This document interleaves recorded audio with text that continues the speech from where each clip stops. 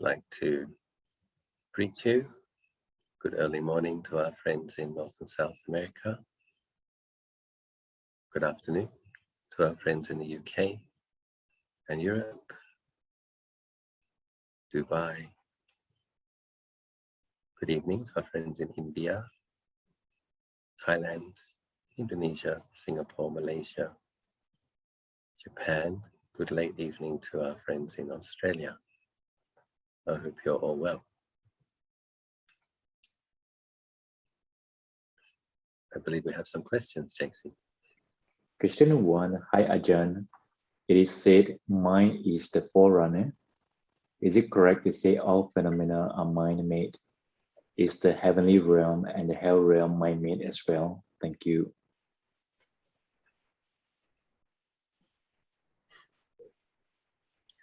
So that's a very juicy Dhamma question and a very interesting question. So in Tibetan Buddhism, or in ancient Indian Buddhism, probably 1,000 or so years after the Buddha, there was a school that developed that was the mind-only school. And that school of, well, they believed that they were Buddhists. It was a Buddhist school. And some Buddhists from other schools said that they were not Buddhist because that they said that that view was a wrong view. But it is an interesting thing to consider. The reason it's interesting to consider is because mind is much, much, much more significant than most people realize. We have this four-element body that we're very identified with, and so we place a lot of emphasis on physicality in this human world, and it is somewhat imbalanced. So it is good to give some thought to that question. There was a very wonderful, extremely well-practiced monk at Nalanda, Lama Atisha. He became known in Tibet, and he was extraordinary. The fame of one monk in Indonesia had spread. I think his name was Sangkarakshita, and he was famous for having the most bodhicitta, meaning the most compassion. And so Atisha went all the way from India to study with this monk in Indonesia so that he could learn how to develop the most vast and profound compassion for all beings, joined with the insight into emptiness. And what's interesting was this famous monk in Indonesia was a practitioner or believed in the mind-only school. So, and Atisha believed that to be what he considered to be not a correct view in terms of wisdom. Atisha had studied Nagarjuna's Madhyamika, middle way view, but even though he felt that the mind-only school was incorrect, he wanted to study the vast, boundless compassion, and he did. And then he came back to Nalanda, and later he went to Tibet to help spread Buddhism in Tibet and wrote a very important text in Tibetan Buddhism called Atisha's Lamp for the Path to Enlightenment. So although it was considered by some to be a wrong view, mind only, obviously there were some very great practitioners who got some great results practicing within the school. I just want to talk a little bit about, so in the Madhyamika view, because I've heard His Holiness the Dalai Lama talk a little bit about the way Nagarjuna explained the Madhyamika view is very similar to how it's taught in Thailand, that there is a conventional reality. And the four-element world that we perceive and our bodies, that is part of a conventional reality. So in the middle way view, in Buddhism, as we understand it, the ultimate truth of emptiness doesn't negate the existence of a conventional reality. So you can't say it's mind only, because there is matter. But what we do need to contemplate a lot is, and I'll talk a little bit more about what mind creates in terms of what it creates for our future and what we did in the past that created now. It's very interesting. It is very interesting. But in one contemplation I want us to consider is, most of you, when you get some knee pain or some back pain, make the assumption that this pain is occurring in your body. Is that correct or not? Please nod if you think your knee pain is in your knee. Do you think your knee pain is in your knee? Do you think your back pain is in your back? Who thinks their headache is in their head? What's very interesting about this is that actually all of these feelings are occurring in consciousness. So all of these feelings arise in body consciousness, which is mental. So your body is made out of 4 elements, and it is pervaded by consciousness as long as you're still breathing and still alive. And the phrase in the suttas is feelings arising due to contact, physical contact. So, but your knee pain is occurring in consciousness of the body. And so just imagine I die. I don't actually, body died. So if you come and hit my head with a hammer when I'm dead, when the body is dead, is there going to be any feeling there? No, it sounds like I'm being a bit silly, but it's an important thing to consider, because we are assuming that our feelings are occurring in our body. So Ajahn dead. Hopefully he's gone to Tushita. Somebody's come with a hammer, hit him on the head. Yeah, it's like, now I can finally take my revenge on you, Achalo Bhikkhu. You hurt my feelings that time. I'm going to hit you on the head with this hammer. And this person hits Achalo Bhikkhu's corpse on the head, and there's no ouch. There's nothing. So what does this mean? It means the feeling is not occurring in the 4 elements. The feeling is arising and ceasing in the consciousness, which is currently inhabiting the 4-element body. So that's important to consider. It's important to consider because we're so identified with this thing, but this thing is definitely a temporary phenomenon, and consciousness is going to leave it. So we need to be really interested in consciousness, mental karma, verbal karma, physical karma, the kind of things that you do and say and think. Because that really does create the later part of this life and your next life. And that's very, very important to understand. So everything that you say definitely starts with a mental formation first. So you might not be mindful of that. And actually, before the mental formation in the area of the heart, there's probably been some kind of sense contact, some kind of feeling, some kind of association with memories, a lot of different things happening. And then the mental formation comes. And then if you have mindfulness, you will consider, is that worth saying? Is that not worth saying? Is that skillful? Is that not skillful? If you don't have mindfulness, you'll probably just blurt out whatever it is you're thinking. And you make karma. And what's very interesting about the karma that we make is a large part of it is the things that you say and do, whatever the effect that has on others. So again, we're talking about their feelings arising in consciousness. So the things that you say, however that's going to make people, what it's going to make people think, what it's going to make people feel, that's making karma. And then at some point in the future, the various karmas that you generated are going to come back, and you're going to experience things which similar to how you made others feel.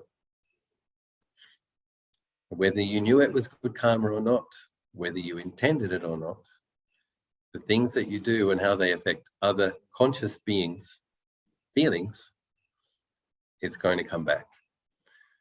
So is hell mind created? In the sense of beings in hell did very unskillful things in the past, or died with a very heavy mind state. So the mind is what led the painful mind state is what led the being to the hell realm. And the karma, the previous negative karma, was what was manifesting largely the painful mind state. But hell is as real, for hell beings, hell is as real as earth is for us. And for heaven beings, heaven is as real for them as for us. But in terms of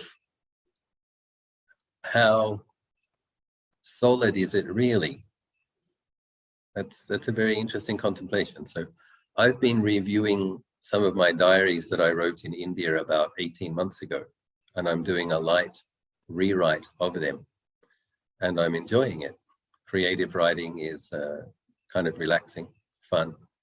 And I can remember from my writing what I was doing on that day, because you jog your perceptions, your memories. My memory tends to be pretty good. I can get a sense from my journal entry that day what I was feeling in that day. And so I'm doing a little bit of a rewrite, trying to say how I was feeling a little more clearly. And what's very interesting about reading that writing is I had a sinus infection, and then I had a chest infection. I suspect it was probably COVID-19 actually. And then I had another sinus infection. And I'm reading through my diary, and it's quite miserable. And I was thinking, God, if someone else read this diary, I doubt that they're going to have this feeling of I want to go to Bodh Gaya. Because I was just talking about the cold and the pollution and the illness and the fever. And monks, we have to be very careful when we describe our meditation, because they're not allowed to make claims. I mean, you find, I was kind of asking myself, I was meditating 7, 8, 9 hours a day, so was it really that bad?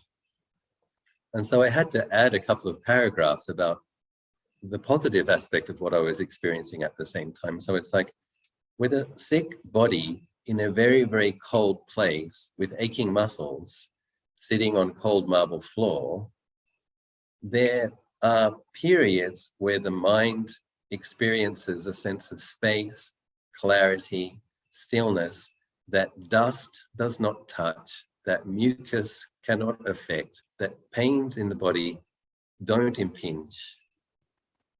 And what's very interesting is the body is there, but the mind, the consciousness is collecting inwards. The 5 hindrances are getting less, more subtle. The 5 spiritual powers, the mindfulness, the concentration, and wisdom, based on faith, some energy coming from consistent energetic practice. The mind begins to gather, inclines inward, lets go of its identification with the body, and starts to feel tranquility, bliss, contentment. And when the mind feels tranquility, bliss, and contentment, another attitude arises, is just gratitude for the nature of the mind that it can feel. It's a difficult thing to describe, because on one level the mind is experiencing spaciousness and emptiness, while also experiencing a sense of fullness and contentment. And so that's why I'm doing all this. So I had to add a couple of paragraphs to kind of mention to the reader, dear reader, it's not just all fog and mist and chest infections and coughing and pollution and obnoxious noises There's also contentment, serenity, gratitude, joy, rapture. And but what's very interesting about that is you can be in the body in a cold, dirty place and feel sick. And it's a bit like if the mind is very identified with the body in that moment, it's like being in a preta realm. Everything hurts, everything's unpleasant, like a hungry ghost realm. But through practicing right mindfulness, some right samadhi arises, and the mind is in a tushita heaven realm. So with regards to this question, is our reality mind created? It's just very interesting that if you know how to meditate skillfully, and if you are energetic and disciplined, like is the heaven realm mind created? So in some respects, yes. If you're very diligent in your practice today, you're going to experience a mind created heaven realm today. When you start to get some of these factors of jhana, if you start to get some rapture, some tranquility, some of these things. And of course, if a person meditates a lot and experiences these things frequently, very, very likely that they are going to have a heavenly rebirth. So the mind in the present moment is experiencing a heaven-like state. And at the breakup of the khandhas, at the time of death, the mind will probably go to a heaven state if it is familiarized with that. So what we're doing now, what we're doing with our life, is creating our future rebirth. By the same token, suppose you get hurt feelings by something. And suppose you've had a loving relationship and somebody hurts your feelings, and for whatever reason, you get stuck on that perception. This person hurt my feelings after everything I've done for them. And you hold on to that perception. And your mind becomes miserable because it's holding on to a grudge and resentment, and it falls into a kind of a hungry ghost black hole. It just mulls over that. How could he say that after everything I did? How could he do that? I just kind of like remembering the painful moment and reacting to it again and again, adding more aversion, developing a deeper grudge, resentment. And the mindfulness becomes clouded, the mind becomes dark, the mind can't see the experience in context anymore. What about all of the good things that came before? And what of all of the good things that might come afterwards? No, I'm going to remember those few moments that hurt my feeling. This is the danger of having a big attachment to a self-view, isn't it? It's like self-view is an illusion, it's a delusion. There is one, conventionally speaking. We all get hurt feelings sometimes. But if we dwell on the moment that we're hurt and we rehash it, like picking the scab again and again and again until it just becomes this infected, pussy, disgusting wound that you just won't leave alone, and your mind falls into the wound. Why am I using this example? Because you have a human body, but if you do that with your mind, you fall into a ghost or a hell state. So is a hell realm mind created? It's a very interesting question. Right now, with your physical body, you can create a hell realm for yourself. And if you die in that moment, you're going to be reborn in hell. So it's very important to be mindful of what we're doing with our minds, moment by moment, and very important to have that quality of sati sampajanya, seeing things in a wise context, not getting lost in our reactions, and practicing forgiveness, and not believing the self-view, practicing humility. In the chant that we chant, part of the Mangala Sutta, humility is described as one of the highest blessings. Why? Because if you're humble, you're not going to hold lots of grudges and resentment. You can forgive people. You don't expect that everybody should cater to all of your preferences all the time. Just say, you're humble. Okay, I didn't hear what I wanted to hear. I didn't see what I wanted to see, but I can forgive. So the thing that creates the hell is probably karma. So it's the karma that beings make and the misery that they cause other beings to feel. I once heard a commentary on a Tibetan text where, can't remember his name, it was a monk who used to translate for the Dalai Lama. I think he has a degree from Oxford, very clever person. He did disrobe. And he was the translator for the Dalai Lama for many years. And so he was explaining that the thing that causes a universe to explode into being, the Big Bang, the thing that causes a universe to manifest is the karma of the billions of beings that have to be born into it to work through their karma. So it's like when the Buddha says mind is the forerunner, even of universes, where all of these four elements that we can see and all of this space and all these planets and these moons and all these comets and everything spinning around, the thing that created the universe, according to this text and according to the Buddha, I believe, mind is the forerunner, was the consciousnesses of billions of beings that needed to experience the fruit of past karmas in a world, in a universe. So even this world that we're living in now was in large part mind created by the minds of our previous lives that needed to experience their karma. Because the thing about Nibbana is, until you've realized it, the deathless, you have no choice. There is going to be birth, aging, sickness, death, birth, aging, sickness, and death. That's the program we're enrolled in. And you can't get out. If you kill the physical body, think suicide's an option, what you've done is you've performed a hateful act on a organism with a negative mind state, and you've thrust yourself into a lower realm in probably a more difficult situation. So killing the body isn't the answer. What we have to do, of course, is cultivate the 5 spiritual powers, work on our mindfulness that leads to the deathless and merges in the deathless. What is interesting about hell beings and devas is that they can have much shorter lives than human ones. And so if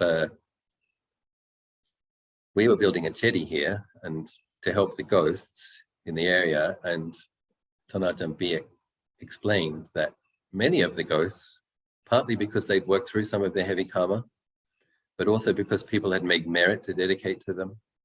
And then you had a monk who I believe is an arahant spreading metta to them as well, and making sure that merit got through, plus the fact that they're rejoicing. So you have a being that's in a ghost-like state, probably pretty sad. But somebody has dedicated merit to them. You might start to feel happy about that. Somebody is spreading loving kindness to you with a very pure and powerful mind. You may feel very happy about that too. And then merit is being dedicated to you, and then you're being asked, you're being invited, given the opportunity to rejoice. Your mind can become joyful because there's this wondrous occasion where kind people are helping you, and you can then add your joy to that. Ajahn Biek said thousands of ghosts were spontaneously reborn as devas because the mind was no longer in a ghost-like state. The mind started to experience a deva state. And so it just shifted. Boop, boop. Because it's a more subtle body than the human realm one. Ghost bodies are more subtle. Hell bodies are more subtle. When their karma ends and if some merit ripens, they can go from a ghost state to a heaven state. Was that mind created? It's very interesting contemplation, isn't it? Through rejoicing, the ghosts created a heavenly state in their minds, and then they soon found themselves in a heaven world. Ajahn also said sometimes devas get envious of each other and their deva quality can degenerate. They don't realize it. Why does that deva have a more beautiful garland around their neck than mine? Why is that fragrant deva's skin more fragrant? Why is that crystal mansion more sparkly?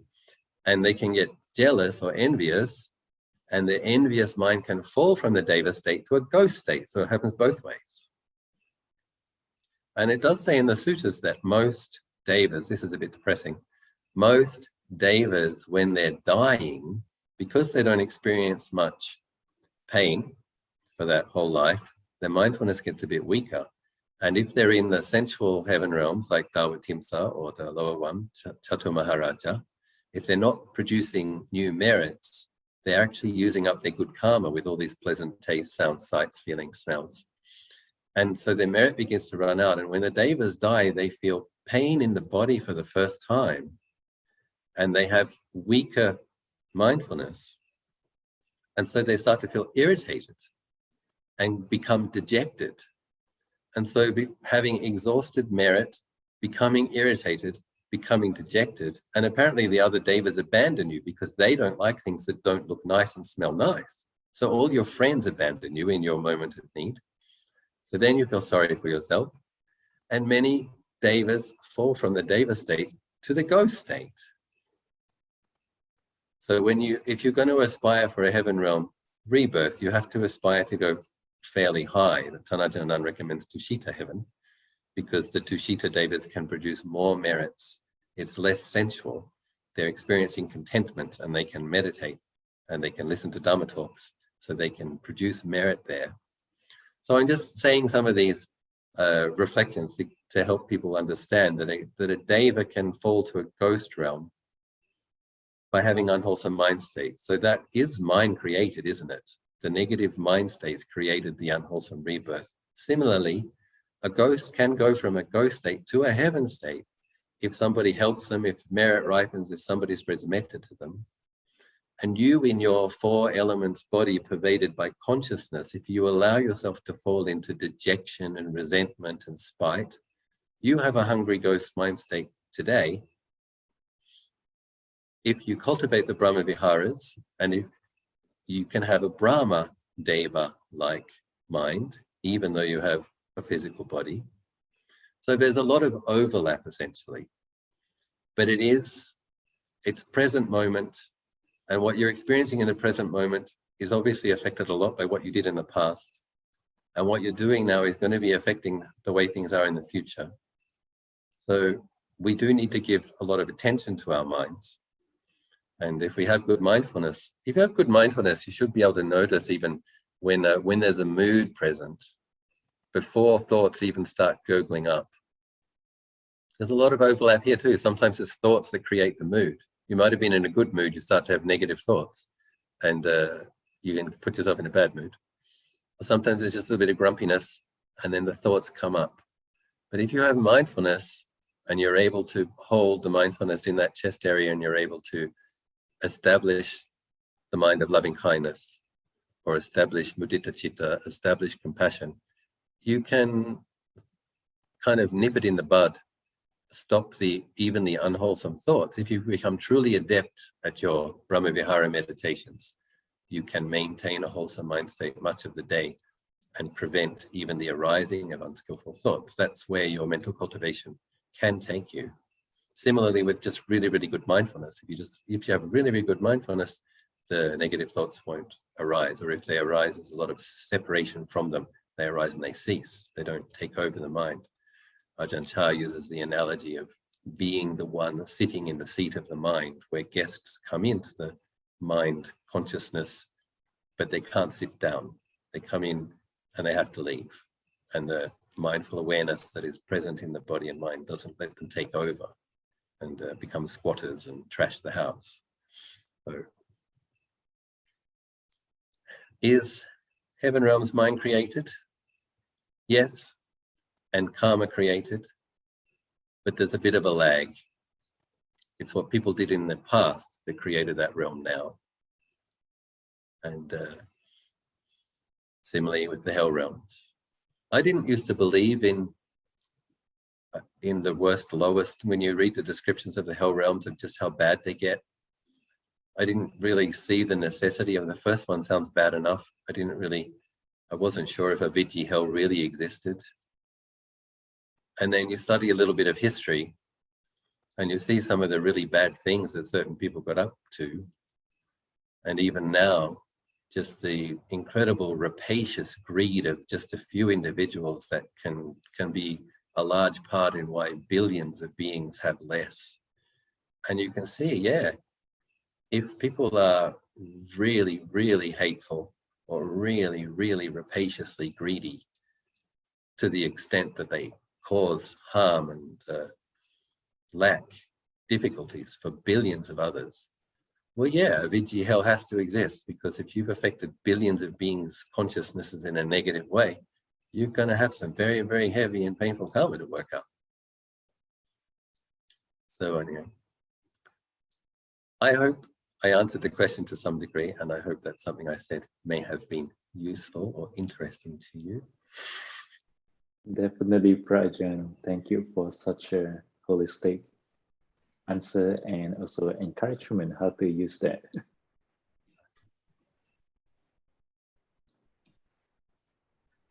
Prajan, question number 2. Hi Ajahn, I find difficulty in finding spiritual companionship and the Theravadin Buddhist path, as my experience has been that people are focused on own spiritual attainment and say the path is alone and to contemplate oneself using Dhamma. What should a lone female spiritual seeker do when she meets with emotional, mundane problem? Thank you. JC, is this person in Malaysia or Singapore, or where is this person? You know? Give me a second.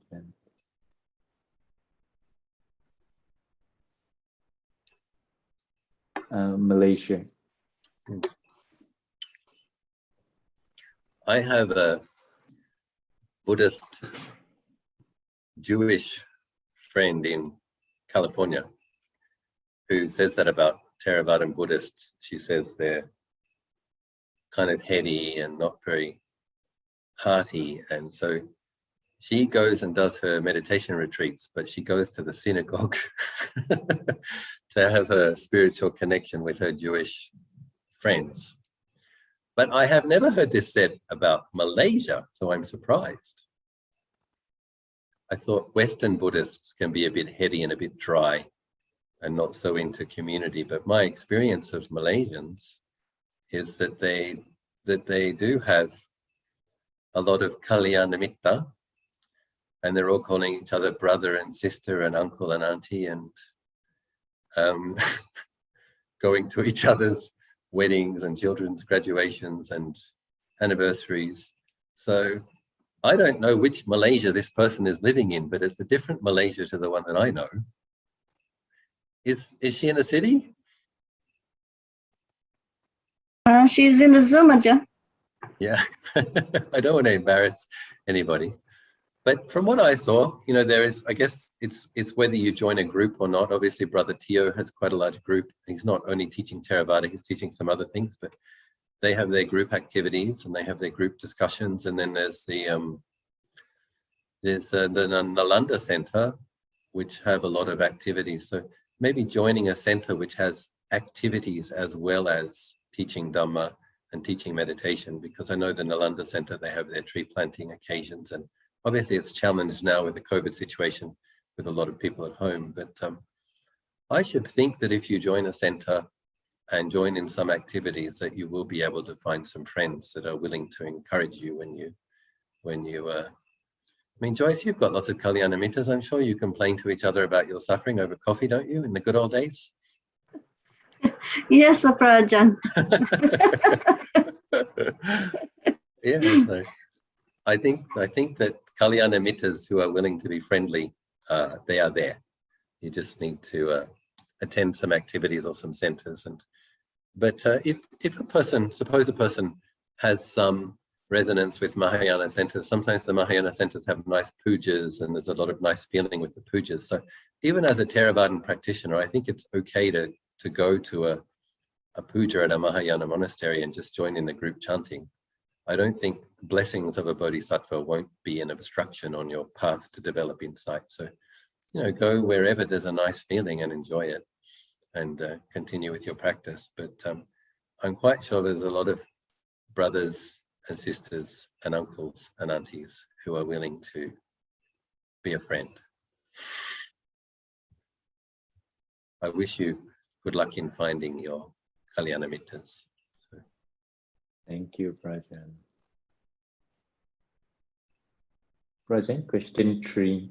Hello, Ajahn.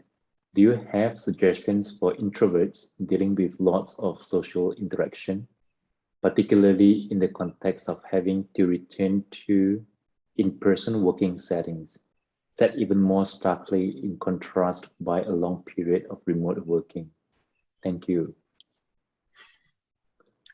Yeah, so I can resonate because monks, we sometimes do a kuti retreat. So we're allowed to spend a period of time completely alone for 2 weeks, 3 weeks, a month. And the mind does become more sensitive with less contact with others. And there's a lot of, for people who meditate, there can be a lot of pleasantness to a sensitive mind doing a lot of meditation. You can experience a lot of tranquility, rapture, serenity.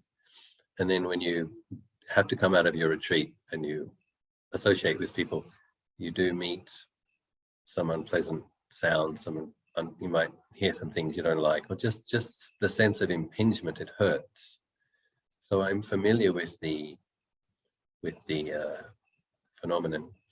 I think what you probably have to do is do some in-between activities. So, I mean, obviously COVID challenges things, but in general, as a theory, go to a coffee shop, go somewhere where there's music and talking, and just start exposing the mind to a little more sensory impingement. Go for a walk in a park where there are many others. So where you'll just be hearing the sound.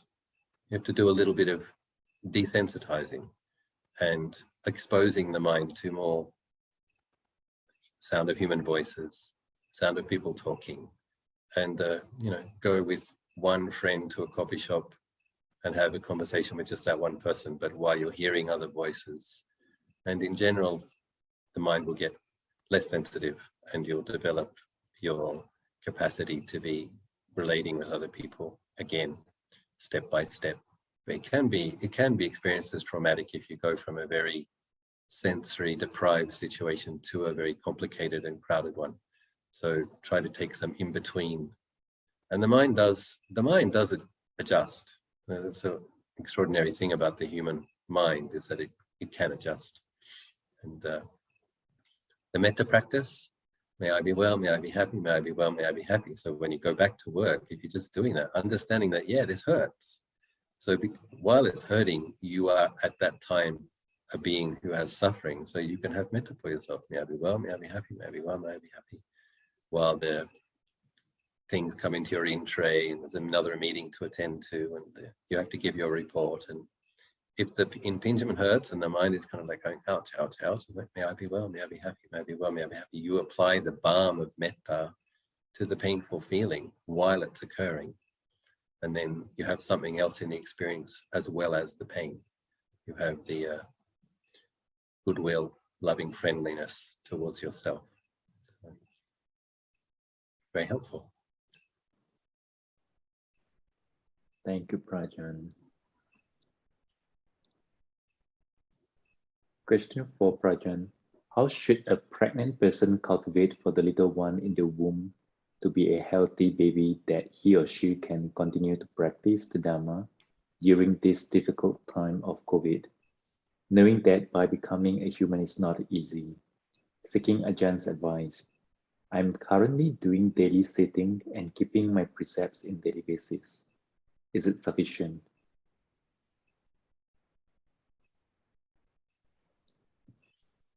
So the metta practice, when you do your meditation, keep your precepts, but I would say in a lying down posture, relax, put both your hands on your belly and just imagine loving kindness in your hands and just send them in to the belly and just say, may this, many people know the gender already, but if you don't, doesn't matter. May this baby be well, may this baby be happy. And you can just repeat the word love, love, love, love. And there was a Japanese professor that did some studies that if people hold water and think loving thoughts, the molecular structure of the water changes to be like little crystals, have a more harmonious structure. And if you hold the same water and you say hate, hate, hate, angry, angry, angry, the structure of the water on a subtle level becomes sharp and agitated and less cohesive and harmonious. And so loving thoughts affect elements as well as consciousness. So yeah, just fill your belly with love. And I think the best foundation any being can have is having been loved deeply in early childhood. That will just give a lot of resilience to a being. And sometimes people get worried that they're going to spoil the baby. I don't think you need to worry about that for the first 3 years. Just spoil the baby. Just make sure the baby knows that it's loved. And once you can start reasoning with, then you start reasoning with it. But, in Thailand, people just love babies. And if the mum gets a bit tired, the baby's crying, someone else is happy to pick it up and cuddle it for her. It's very nice. It's a kind of a shared duty so that nobody gets too worn out by it. The neighbor is always happy to bounce their baby on their knee for a while, or someone else's. And they get so much love. Everybody in Thailand, there's a baby around, everybody's kissing the baby. It's very sweet. And Thais don't really have much self-loathing or guilt issues. And I think largely it's like there wasn't even a word in the Thai language for guilt. There's a word for shame, like they might feel ashamed, but they don't hate themselves. They don't like walk around feeling guilty. And somebody has to explain the concept to them. And maybe modern Thais it's a bit different, but they just, a lot of them get a lot of love in childhood, and they just have a resilient sense of well-being and self-esteem. So yeah, pump the love in there and just let him or her know that whatever it's going to be, you're going to support them as best you can. And if kids get enough love in childhood, you don't have to kind of mollycoddle or be too precious with them. If they have a resilient sense of they're going to want to do stuff, that'll be a healthy manifestation of good self-esteem, as they'll have a sense of what they want to do and let them do it. And when the school of hard knocks teaches them about pain, they'll learn about it, and they'll toughen up over time. Life will teach them about the bumps and bits that hurt. But if they have that foundation of knowing that they're loved by their mum, it's enormously helpful. So I think at this stage, just letting it know that it's loved, it's wanted, you want it to be healthy, you want it to be happy, and just visualize your hands full of golden light or pink light, whatever works for you. Feel it in the belly, breathing in, may I be well, may I be happy, breathing out, breathing in, may the baby be well, breathing out, may the baby be happy, alternate. And just, and you can add some other prayers. May you meet the Dhamma, may you understand the Dhamma, may you cultivate the Dhamma, may you have good teachers, may you, not that kind of scolding, you will be a good, no.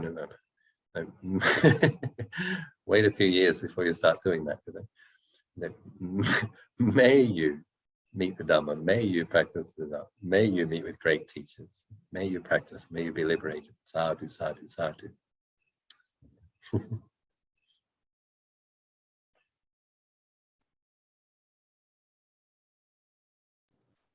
Sadhu Ajahn. We all would have liked that, wouldn't we, if our mums were meditators and they sent off lots of love in their bellies. And that would have been nice. Anyway. Definitely. Ajahn, question 5. Dear Ajahn, as I start the cultivation journey, I take it very casually and things seem to be smooth and easy both meditation and reading sutta. However, recently, when I decide to read Surangama Sutta, the mind gets very restless, monkey mind gets very distracting, and faith is slightly shaken. I am confused. Thank you, Ajahn. Yeah. Surangama mantra is a long chant recited in the Chinese chant tradition, I believe, and very potent and powerful practice. So I think when one is beginning practice, it's good to stay with the basics for a while. So not to pick up, oh, this is interesting, wonder what that'll do. That's interesting, and getting quite diverse and possibly picking up some very powerful. I don't think there's anything wrong with the mantra, but its potency may stir things up. So in picking up a practice, I wouldn't take on the Surangama mantra as a practice unless I had a teacher in the chant tradition who I trusted, who could explain to me how that mantra is used, how it's recited, with what attitude, how one dedicates it. So if it's not that important to you yet, and if you don't yet have that teacher, then I wouldn't do it yet, basically. Do your breath meditation, do your metta meditation, read your basic suttas, do some chants that you resonate with, some simple mantras, but before picking up, just like I wouldn't recommend that somebody, just because some great famous Lama is passing through, I wouldn't recommend going to his highest tantric initiation if you don't really know what you're doing. You go slow and steady, and just a few basic. Sometimes the word basic is underappreciated. Basic doesn't mean useless. You know, basic practices can purify and liberate your mind. The issue is how consistent and devoted and energetic are you going to be with your basic practices. For people who have a more sophisticated inclination or a karmic tendency, you might pick up other practices that engage a certain type of sophistication, if that's a part of your karma, part of your character, something that you want to do. So the Tibetans say highest tantra will help you, highest tantric visualizations will help you purify the obstructions to omniscience. So if you know that when you become enlightened as a Buddha, you also want to have omniscience, you want to know everything that can be known in the moment that you want to know it. Okay, so then you might consider spending 10,000 lives perfecting highest tantra. But if you don't want to be a Buddha with omniscience, if you're hoping just to get liberated, then I wouldn't mess around with the more esoteric and powerful, potent mantras and practices. So, and if you are going to take them on, you have to take them on with a teacher who can guide you and keep an eye on you. So it's one of the challenges that we have today, that there is a lot of good quality material available from every school of Buddhism. But in the past, people didn't mix it all together. So you would have people specializing in a set of practices, and they would become true masters at a few practices, but they weren't trying Zen yesterday and Vajrayana today and Theravada tomorrow. And so attending this Lama's teachings because he's passing through, and attending that Theravada Bhikkhu's retreat because he's passing through, and just whoever's passing through just turning up to do it because it seems like a good idea. So it can complicate things. We do need to show some discernment and discriminating wisdom and try to stay focused. But the point I wanted to make is basic practices are good, and we stay with the basic practices until we really understand them and they deepen. And then it might become clear that another practice will be helpful. And so then you pick up that practice sincerely and you really do it properly. So don't mix in too many things too quickly in the beginning. Thank you, Prajan. Prajan, it is 9:15. Do you want to take one more? Is it easy or hard?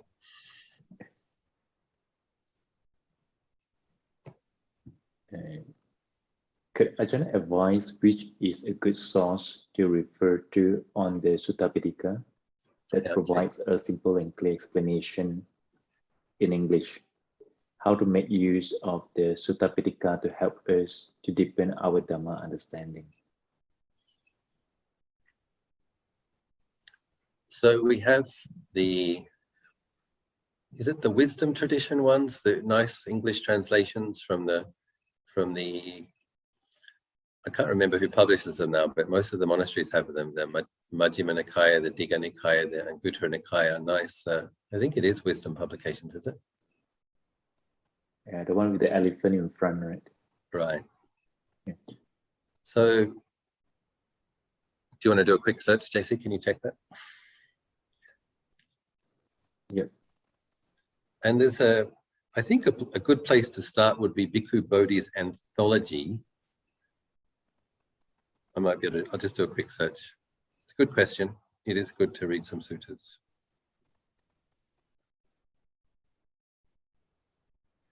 In the Buddha's words, an anthology of discourses from the Pali Canon by Bhikkhu Bodhi. So that would be a good place to start. In the Buddha's words, an anthology of discourses from the Pali Canon by Bhikkhu Bodhi, with a foreword by the Dalai Lama. And then ones that most of the monks seem to like, the Majjhima Nikaya, the middle length discourses. So it's the same people who print this. Is it Wisdom? I think it is.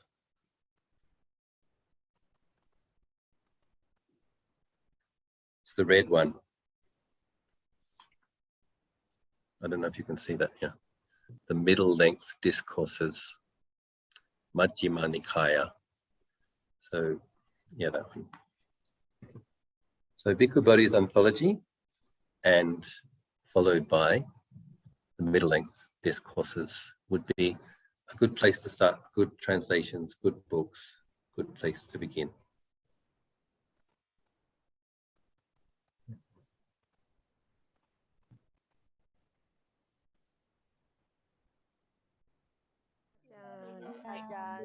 Lovely to spend time together with you all. Thank you, Ajahn. Stay safe, Chelsea. Thank you. Thank you.